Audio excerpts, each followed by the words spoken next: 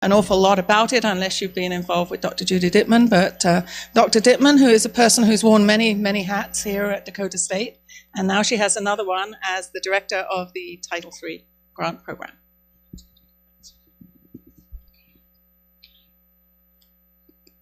Casey told me the other day the biggest question she's getting is, I thought Judy retired, regarding this grant. And I have decided that Dr. Griffiths is worried that I will not know how to handle retirement. And so she keeps finding little ditties for me to do. And this is the latest of the little ditties.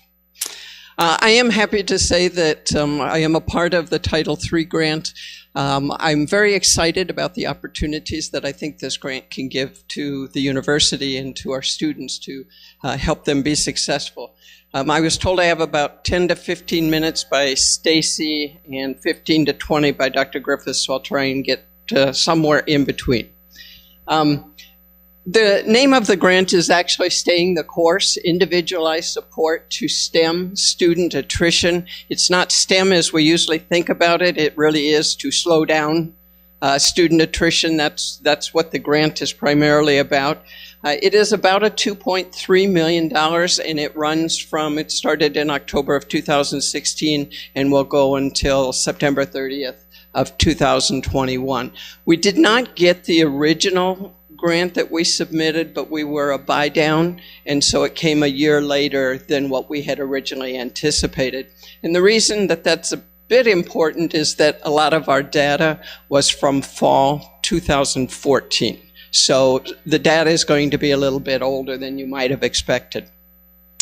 The grant really has three components, and the first one deals with us being able to hire 4 academic, they call them professional advising coaches, and then we also get to hire some students as the peer coaches. So we're very excited about that part, because we all know, if we've been on campus for 2-3 years, what an issue online advising is particularly. We'll do on-campus advising, we'll do online advising, and we'll actually also do some transfer advising for students coming in. The second of the components is that we will support writing, reading, and science reasoning skills in some of our gen ed courses and even in a few of our major courses. And then a large part of this grant deals with supplemental instruction. And I don't know if you've used or are familiar with the supplemental instruction concept. I don't know that I am either completely. We're still in the process of doing some research. When Casey comes on board, she has been looking for a workshop, a conference of some kind to go to, and so we will send her off to that as we start working on the activities.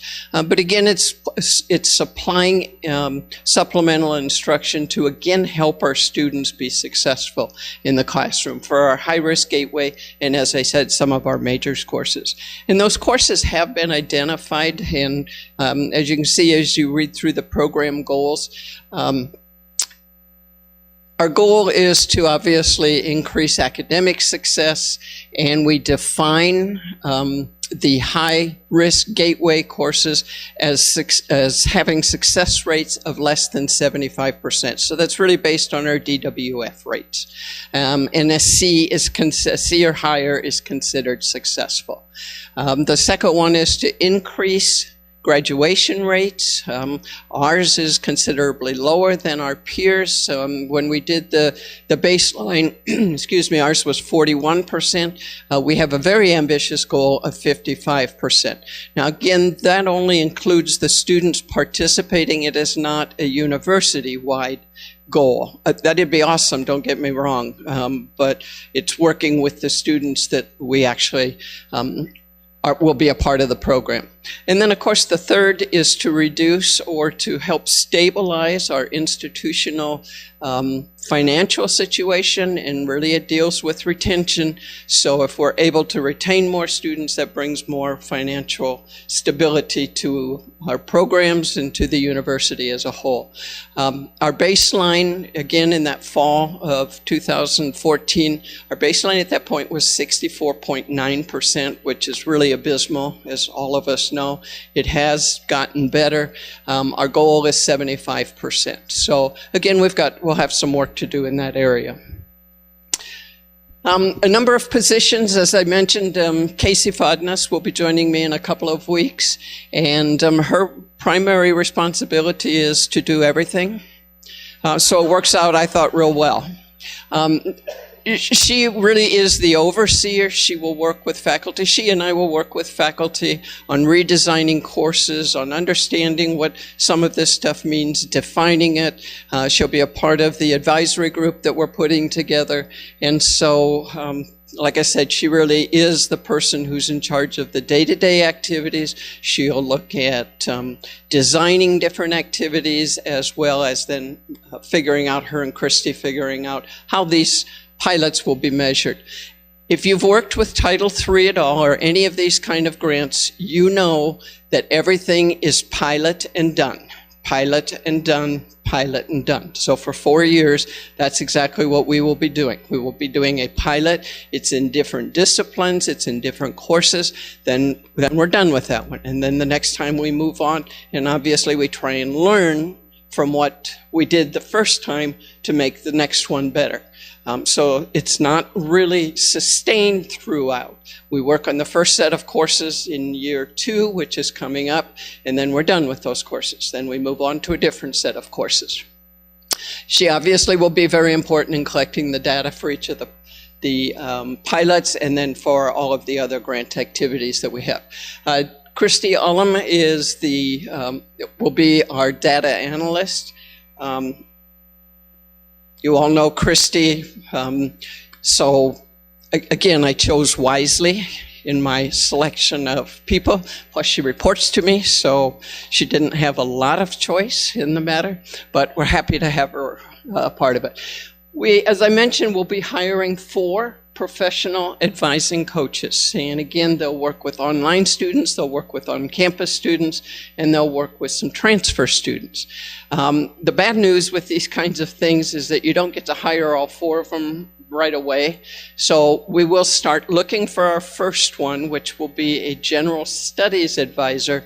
We'll start looking for that one here probably in May, June, because we can hire 3 months ahead of the new fiscal year for the grant. So our goal is really to have that person in place when school starts, and we'll be ready to go.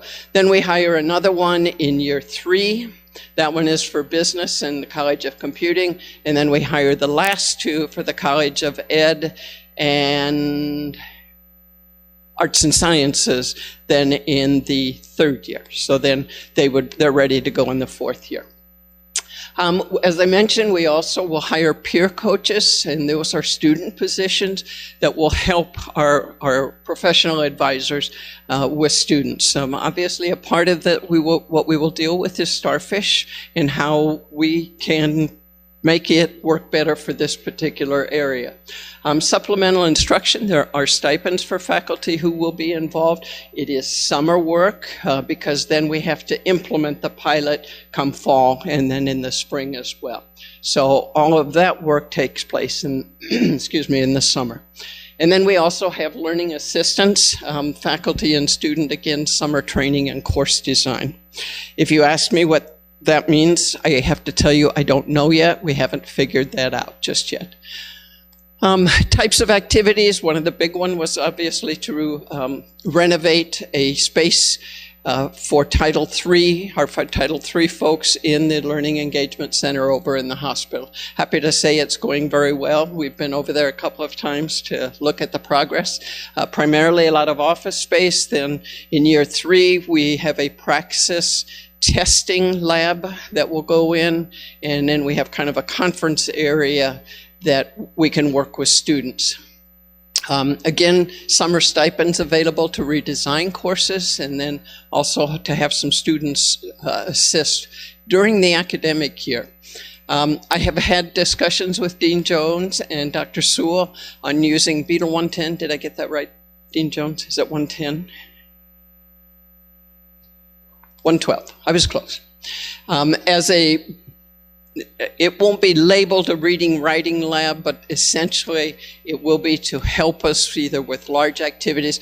It still will be a classroom because we need the classroom space, but it'll be geared for us and part of Title III as being able to help students with tutoring and all of those kinds of things to really try and make our reading and writing scores better. We all know, again, that we have issues with that. This is just a quick overview of how it works. As I said, general studies is the first thing to come in, so we'll design, pilot, Starfish, plus coaching on-campus students. In year 3, then we do online students. Year 4, then we have some career advising. Same thing through each of those.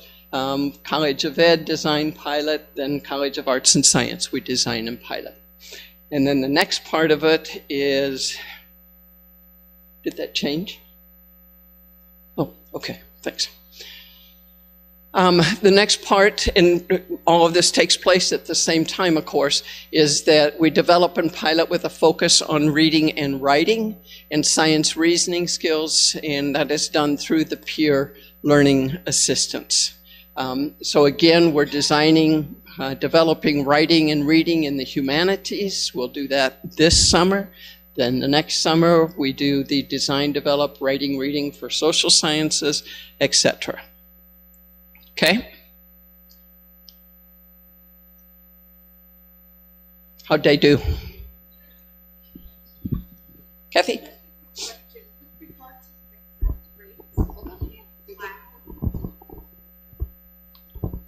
Just a quick question. With regard to the success rate calculation in classes, do W's figure in?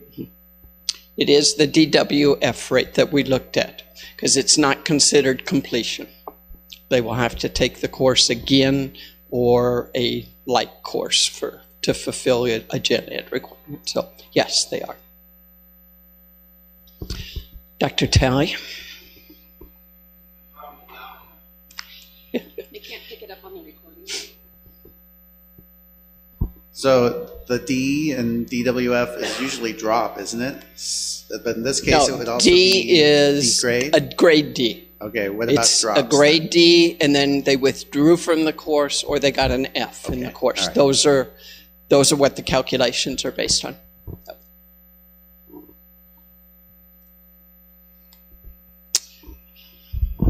Judy, what kind of ideas do you have in mind for assistance? What will that look like on working those things to reduce those? There's actually two different parts of the grant. There's the one that deals with the supplemental instruction, which I probably have a little better idea of that one than I do the other one.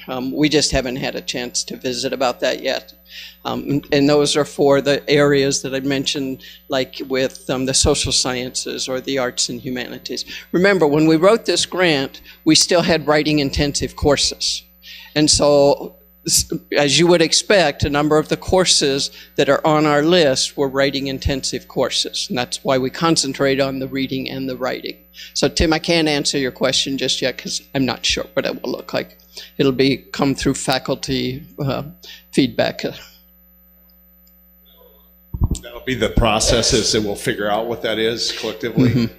And, one of my first nervousness was, okay, we do the supplemental instruction with, say, composition, because that's an easy one. Okay, do we have to do something totally different for the next time we do supplemental instruction in another content area? And they told me no. By virtue of it being a different course, things will be different. So, because I didn't know how many ways you could do supplemental instruction, how many times you could reinvent it. I am excited about the supplemental instruction. I'm excited to see how it goes. I know, she's pretty persistent about that. That's how she gets her steps in. I know it'll be part of what we're doing, but I see one of the bigger problems I think I see with students is not so much skills and supplemental instruction, it's engagement. Our biggest problem is in the classroom is just getting these students to buy in, to try, and to work hard and to do what's necessary. So I think that'll have to be part of this peer coaching and type of activities we do as well.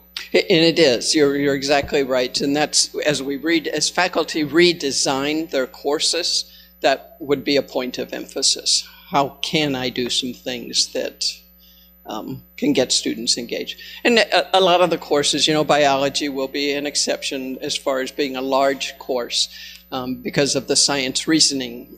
But for the most part, our classes are fairly in that 20-25 student range. So we're not having to deal with a class of 100 and how in the world do we get them engaged? Not that it's impossible. Okie dokie. Thanks.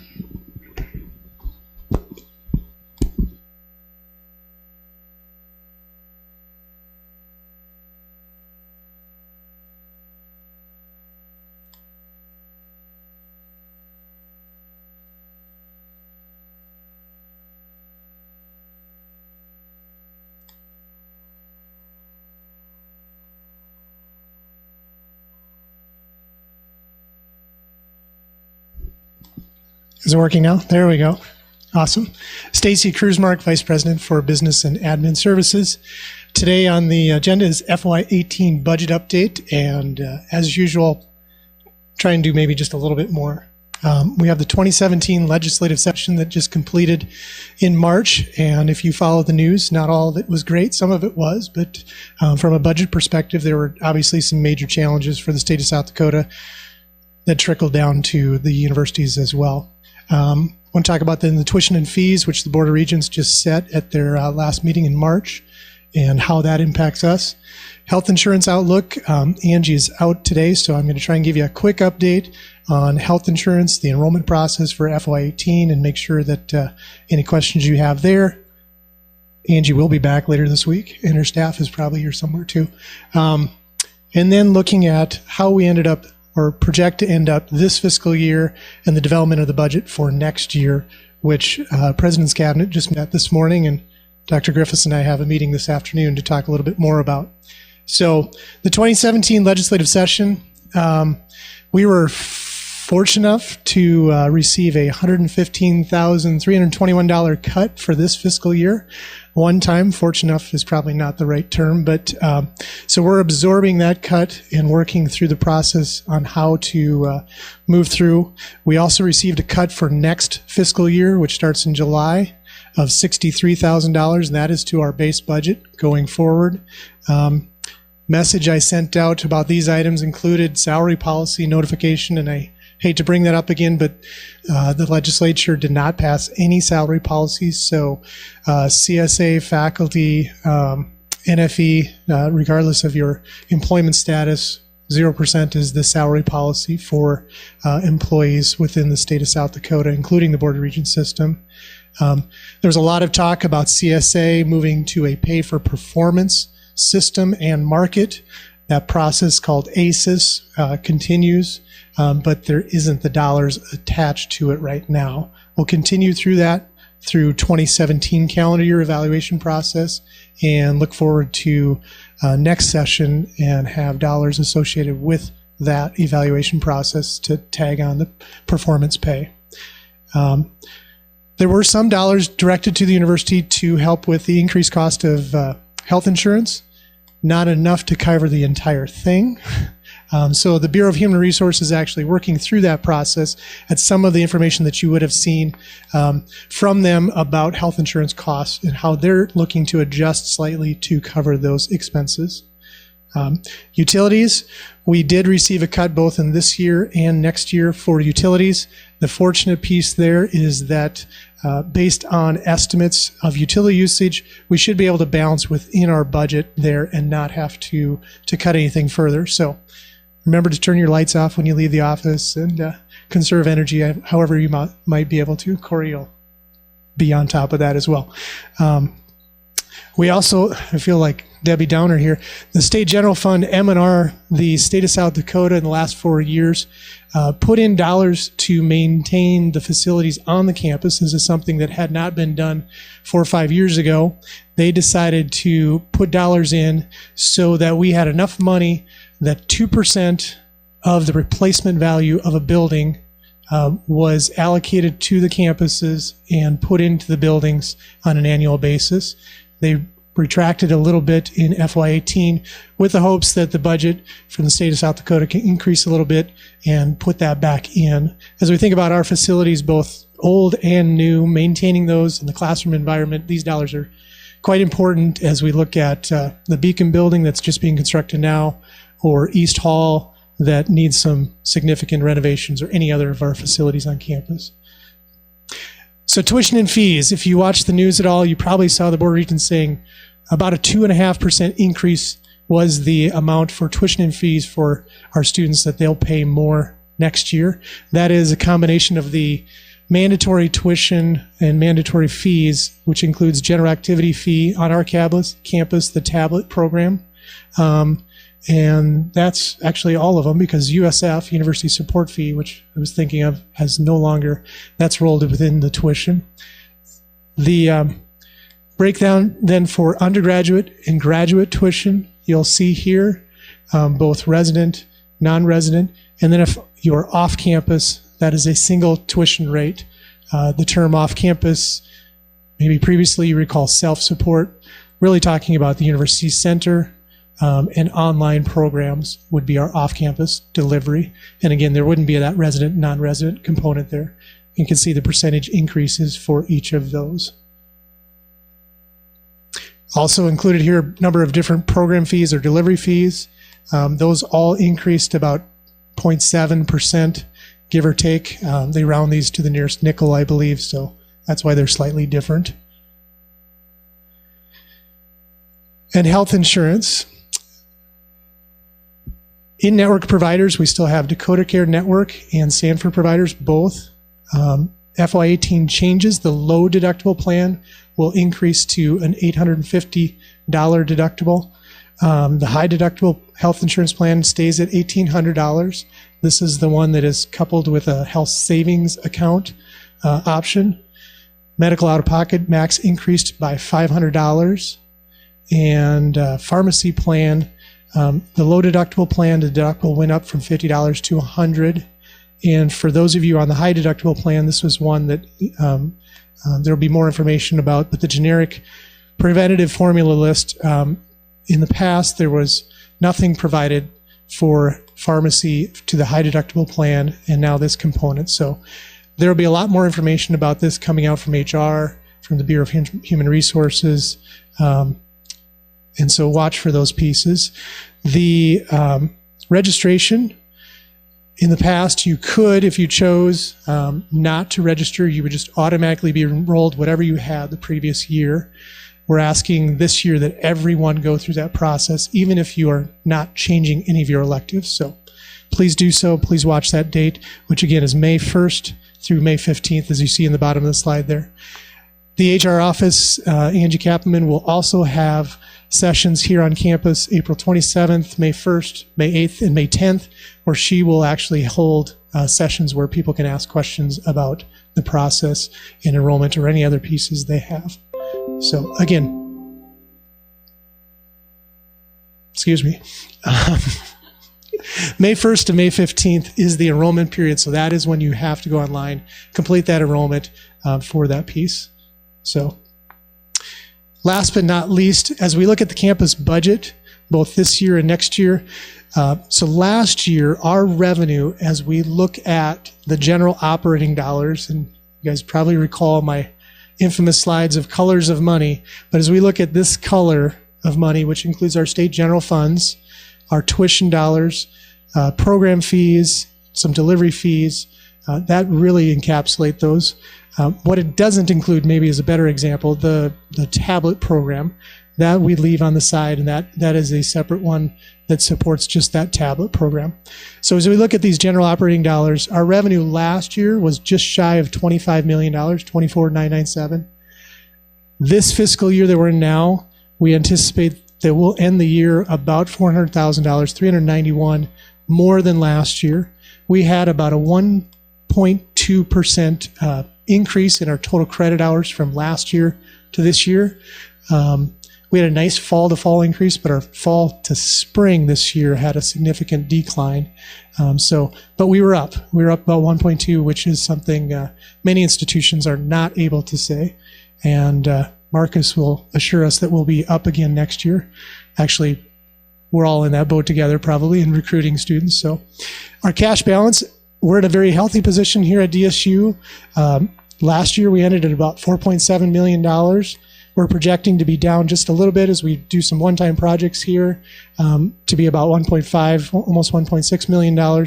That is about 15%, Sarah, reserve balance. So we're in a very healthy position from a cash balance perspective. The Board of Regents has not a requirement, but a recommendation that 10% or higher for our reserve balance gives us a green light. If we're between 5 and 10%, that gives us a yellow light, and anything below 5, well, you get the picture. So this morning, the President's Cabinet met, and we talked through the FY18 budget. We're not looking at a ton of revenue increase for FY18. Obviously, the tuition increase was very small. Our state general fund support was not very much increase. But based on all of those factors and factoring in that cut, we have about $294,000 increase. Now, we historically have been very conservative. That's assuming 0% enrollment growth. So that's hopefully very, very conservative, as Marcus is smiling. We have that piece. We have approved several things this winter. We approved 5 additional faculty positions that have been advertised and been recruited, a number of other positions that we've looked at. So again, we are in a very good position cash-wise to be able to do some things, especially as we look at the new buildings and growth on our campus to do that and look toward the enrollment growth to continue. Yeah, sorry, Marcus. Any questions about the finance and the university fiscal position?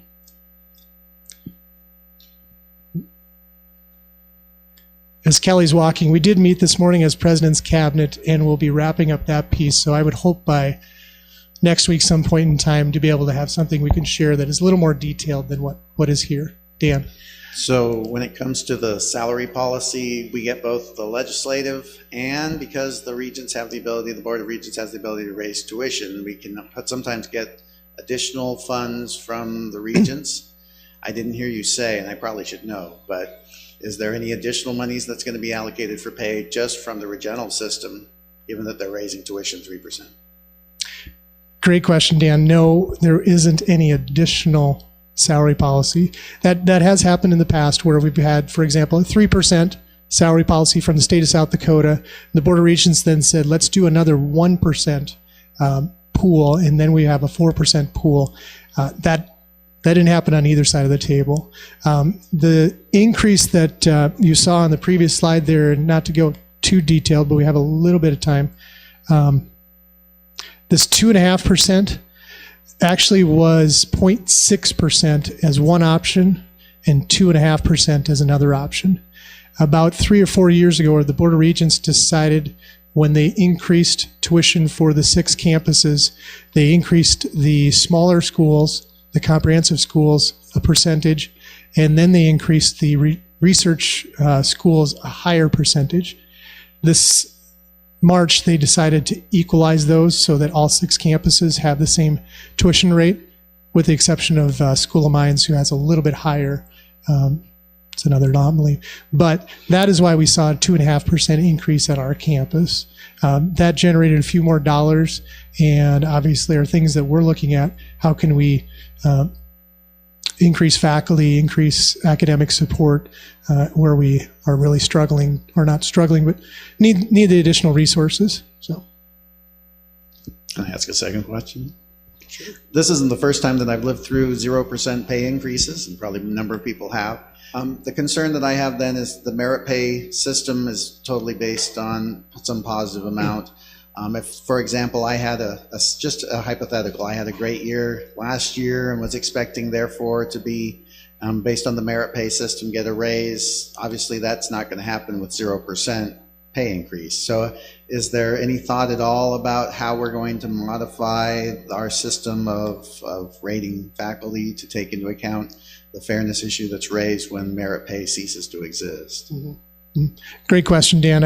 I believe, and I'll have to check with the Cohee agreement, when this happened, and I recall as well, there was a couple years in a row, 3, there was that exact same question. How are we going to account for the tremendous work that faculty have done but have not received any credit for? And I believe the solution was to look at a multi-year for the Appendix F, if I'm correct, in that information. I believe that's still in place. Is it 3-year look back? We'll have to look at that piece, but that is a significant concern on how does that happen. CSA, there isn't anything in place right now. That's another question. How would we account for salary policy a year from now based on typically would be a 1-year calendar evaluation? Will we look back 2 years, 1 year? I don't have the answer for that. Those are great questions and something we'll have to continue to talk about. Other questions? Justin? First question, probably pretty easily answered.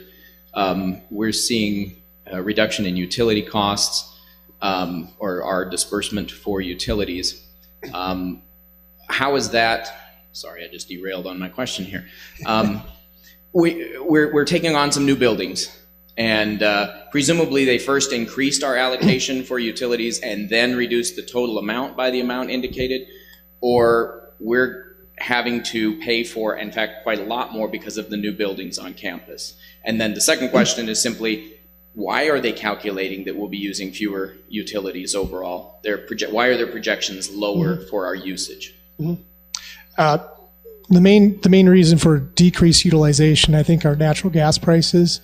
Our electric prices are through WAPA, Western Area Power Association, so the dam system. So our price on electricity has been pretty low for our campus. But the Bureau of Finance and Management, the state's budget office, looks at the utilization on all of the campuses and every year looks to adjust that based on what they're projecting, not only for next year, but the current year. And they had adjusted both based on prices of utilities going down.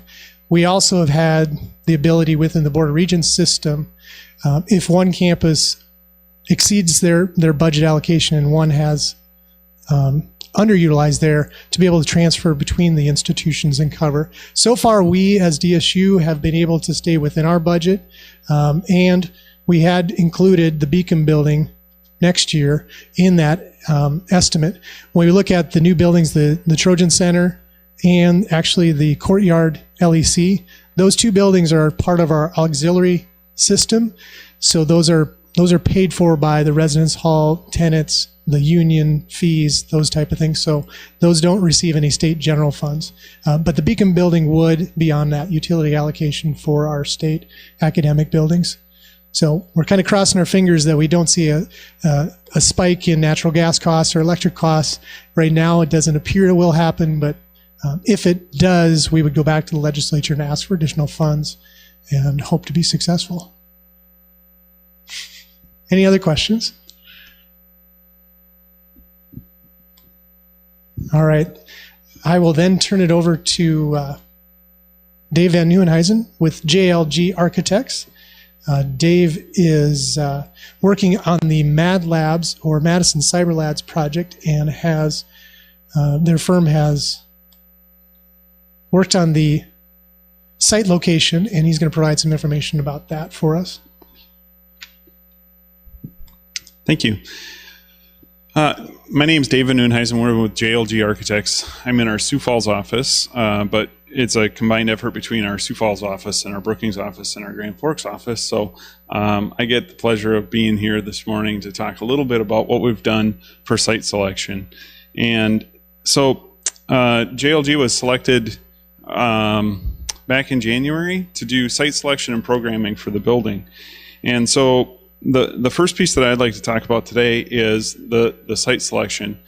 And this building has some unique characteristics to it. And so we looked at 6 potential sites and even some potential other ones if the first 6 were not selected. So the first 6 there that you see, site 1 is the East Hall site. And they are labeled on this map. Hopefully you can see the map. The second one is the Beadle Hall Kennedy Center site. Third site is the Lowry Hall site.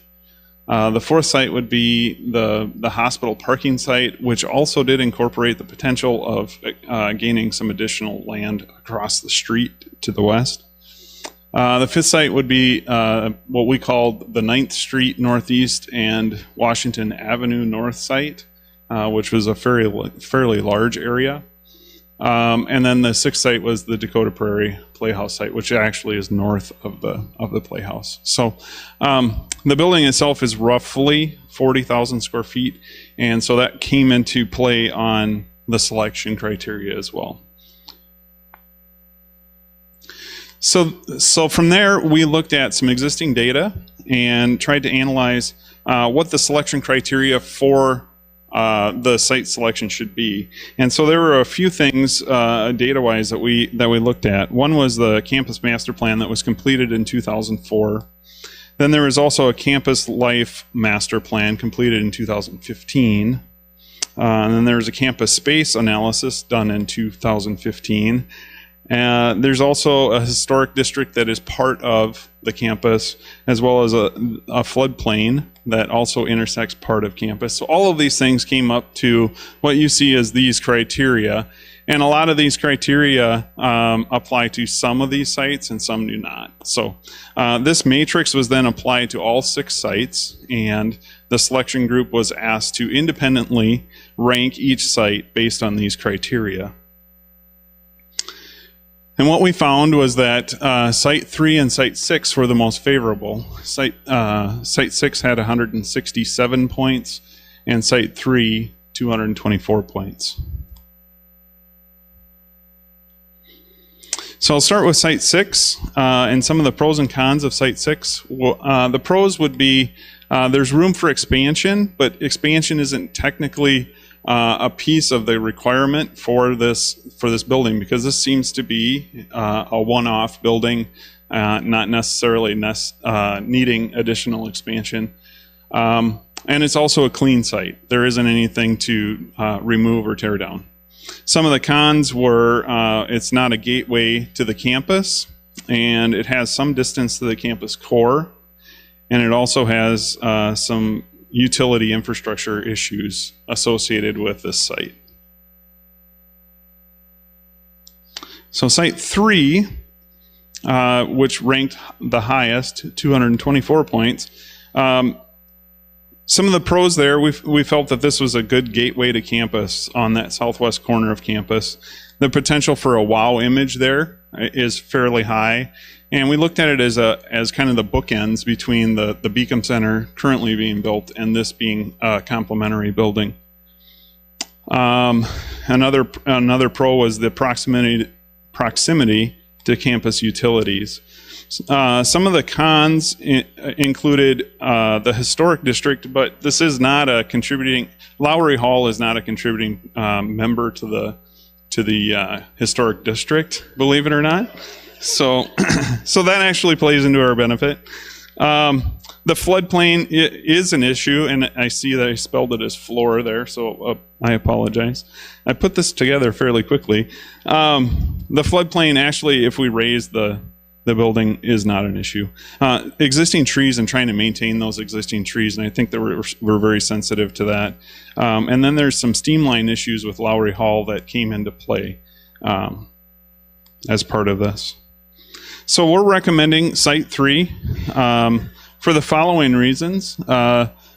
Location is great, and it gives you the ability to really create a wow image on that southwest corner. It's the opportunity to make something iconic on that corner, and it also is the closest to downtown Madison. It fits the existing Lowry site very well. Again, the Lowry building is not a contributing member to the historic district. And then again, the floodplain issues we can address by raising the building. It really is not much of a factor. So infrastructure, we looked at the ability to connect to the campus steam, which actually helps a lot. And Corey helped us a little bit with that analysis. And then technology is close. We wouldn't have to extend technology up to that site like we would for Site 6. Some other possibilities that contributed to this, the state now requires that all state-owned facilities be LEED accredited to a silver level. And some of the requirements for that are very strict, and it helps with energy efficiency and that kind of thing. So site selection, when you're talking LEED and reutilizing an existing site, works really well versus a clean site. So with that, I'll open it up to questions.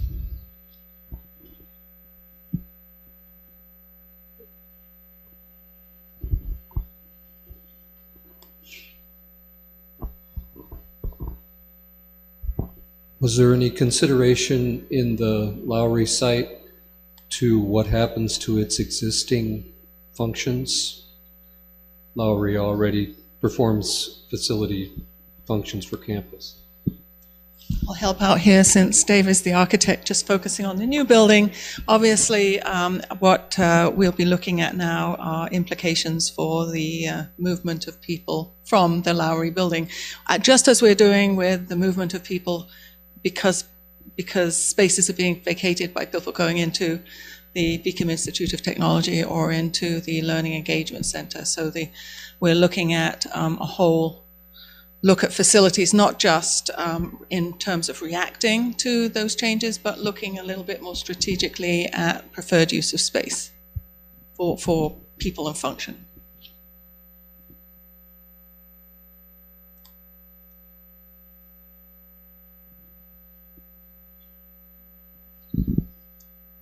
Must have done a really good job, Dave. I have to tell you, you have one of the best names for an architect. Nieuwenhuizen, that means new houses. Okay, in Dutch. So It means very good. of new houses? Yes, exactly. Very good. Yeah, Thank my you. first language. I know that. Awesome. I have to tell you, there's some very good names. So my dentist in Pittsburgh was Dr. Toom. Not so good. And this is sort of funny, but almost not funny, but it's funny, so I'll tell you, it's long enough ago. The funeral home that we used for my father's funeral, their name was Wake and Pain. So there are some people who are predestined. I mean, you know, Ted LaFleur has a great name for his function here on campus. So you have one of those names, Dave. Next step on this process is we'll be going to the Board of Regents the 9th, 10th, and 11th of May with the preliminary facility program for the Mad Labs facility. So hopefully things will go well there. We are going to host a public forum on May the 4th, we believe. We are just checking that everyone's available. This will be for the Madison community to come in and hear about site location for this new facility, so that the Madison community also have an opportunity to come in, hear about the site selection, and ask questions of Dave and his colleagues and of me.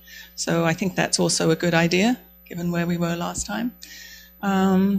And then, hopefully we'll have permission to start moving on to the facility design plan. That's when we start getting really specific about exactly what the building is going to look like on the inside and the outside, and its exact positioning on the site. So those are the things in motion. I should also remind you, at this point, we do not have any permission to build a new building on state land. And we also do not have a commitment of funds. So we're in that process. Obviously, state monies are not exactly flourishing at the moment, although I will say that if you're in a state north of us or 2 states west of us, we'd be in a much worse situation. North Dakota, cutting. Wyoming's had cuts over the last 3 years, projected to cut again significantly, and I don't know if you saw the headlines about the number of faculty that were being let go from Oregon. So while our situation might not look great, as I believe an email was sent around over the weekend, it could be a lot worse. So we're in that situation. So we have a proposal out to a couple of private private funding opportunities, and we're waiting to hear back from that, and we have a couple more private options available to us too. So while we're at the moment waiting to see, obviously we couldn't go back to the legislature until next January, February, we're continuing to look at possibilities for funding for a new building. So I just want you to, we're not sitting back saying, well, let's sit back and wait for the legislature, which is why we want to keep this process moving forward so that if and when if we are successful with private funding, we'll be ready to go. And just wanted you all to understand the rationale there. Okay, this is your opportunity. If you have a quick question on anything, take it. Time up. No. All the introverts in the room are still processing, man. Mine's not a question, just a plug that you should have received an email this morning about Service Day, which is next Wednesday. So please get out on the website and sign up, and that will allow you to claim a meal and a t-shirt and all the goodies that we have to get out into the Madison community. Thank you, Mandy. Yeah, this is going to become a great tradition. Not a tradition yet, till we've done it at least twice and maybe 3 times, then it will become a tradition. But it was very, very successful last year. The students did a great job. The faculty and staff who were engaged also did a good job, and it was very, very much appreciated by the community, and I think has sort of helped to solidify the relationship with the greater Madison community. So thank you. This is our last forum of the year. I would let you know that we'll keep putting out the update during the summer. Unless there's really a no news week. So you might just want to check your email periodically and just see if there's anything going on. Anything critical and urgent, we'll also let you know while people are out and about on vacation. So thank you very much.